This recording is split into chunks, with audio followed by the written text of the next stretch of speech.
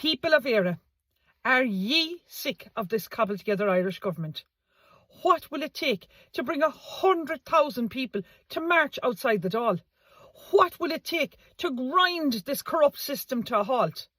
This country, our country, has become a playground for lobbyists, paid NGOs, canvasser touts, election fraud and rigged election counts. We now see TDs meddling with tech giants, censoring dissent on social media, particularly platforms like Facebook, YouTube and Twitter and TikTok, while a fully controlled RTE pumps out nothing but spin, manipulation and government propaganda. The public airwaves are no longer free, folks. They're dominated by public relations experts, spin doctors and media handlers who craft fake narratives, silent truth tellers like myself, and manufacture consent. We are all being gaslighted, folks, daily. Honest voices are being ridiculed, with state-favoured NGOs and their handed platforms and paid by you, the great Irish taxpayer, out of the public money. Corruption is now rooted in every state department, deeper, folks, than ever before. County councils are infected with cronyism. A female state solicitor prosecutes the law by day, yet by night she breaks every rule, abusing her position without fear of consequences, and thinks it's okay to be part of a swingers party and misuse her powers. A silent minority, just 5% of the Gardaí are corrupt, but they cast a long shadow over the 95% who serve our communities with integrity and honour. Our judicial system is no longer independent. It's broken, compromised and politically captured. Judges are no longer shielded from political pressure. They're being influenced, just like our TDs, our councillors and our planning officers. And we must ask the question, are they too now accompanied by brown envelopes?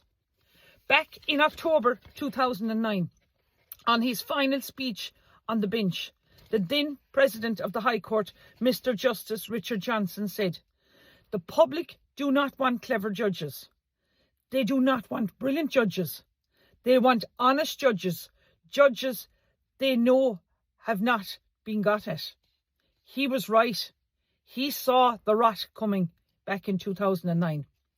Today, I believe our politicians are posing a real and growing threat to the independence of the courts. I want to wish our new Garda Commissioner, Justin Kelly, well, because he has a monumental clean-up job ahead of him. I will personally be contacting him now to report the electoral fraud I have witnessed and to highlight the systematic corruption here in Kerry. Justice must be delivered, not just for the family of Michael Gain, but for his friends, his community and for the people of Kerry. Since I released my videos, including the On Post video, and my exposure of the treatment that I have received at the hands of Deirdre Mulcahy, manager of Tralee Court Services, whistleblowers have now come forward. These videos have opened a can of worms. I will now be going public with all of it. What's emerging now, folks, will shake the foundations of the Court Service of Ireland, the Probation Services and the Legal Aid Board. Allegations of bribery and misconduct involving members of the Gardaí and the Probation Services Department are now under investigation. These developments will reopen cases of wrongful imprisonments, including my own, when I was unlawfully jailed for 4 days in Limerick prison by the Irish state. But folks, this isn't just about me. This is about you. It's about Ireland. And if we don't act now, and if we continue our courts to be corrupted, our media to be manipulated, and our democracy to be bought, then the country we love will completely fall into the hands of the elite few. So rise up, people now of Ireland, and speak now, or be silenced forever. Are the people of Galway asleep, or is Galway gone as woke as Michael D. Higgins?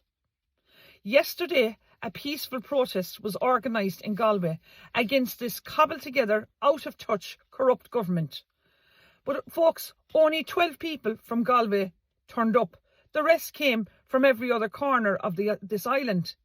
Isn't that a sad day for the so-called cultural capital of the West? Where were the Galway men and women of courage? Where were the business owners, the teachers, the students, the mothers and the fathers? Has silence now become the price of profit? I ask.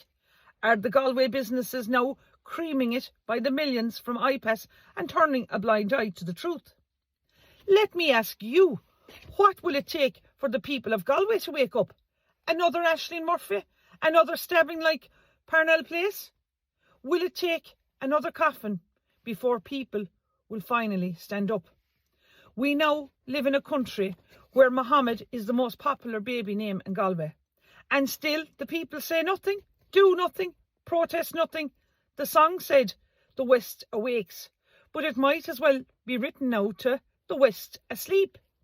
And yet, to everyone who did show up in Galway yesterday, to those who travelled from Clare, Mayo, Limerick, Kerry, Donegal and beyond, I say fair play to you, each and every one of you.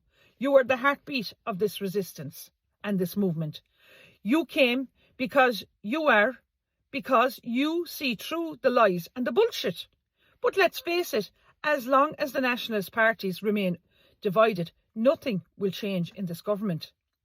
They play us against each other while they go off laughing on their holidays for 3 months, fully paid, fully protected, while the rest of us pick up the pieces of their reckless policies. But folks, a lot can happen in 3 months.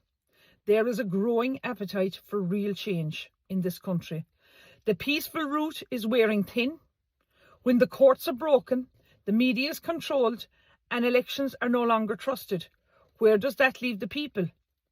With the rise in volunteers joining the Irish Citizen Army, one has to ask, are we just footsteps away from civil war in Ireland once again? We are at a crossroads. This is a time of truth, and I say to you now, Ireland is not for sale. Our values are not for sale, and our children's future is not for sale. If we want to reclaim our country, then the silence must end. The division must end. And the time for action, folks, is now. Who's really in charge of defending Ireland's voice in a digital age, I ask? A senior US official has asked a question that should echo in every Irish heart. Who's really in charge of big tech regulations? Is it Brussels or Dublin?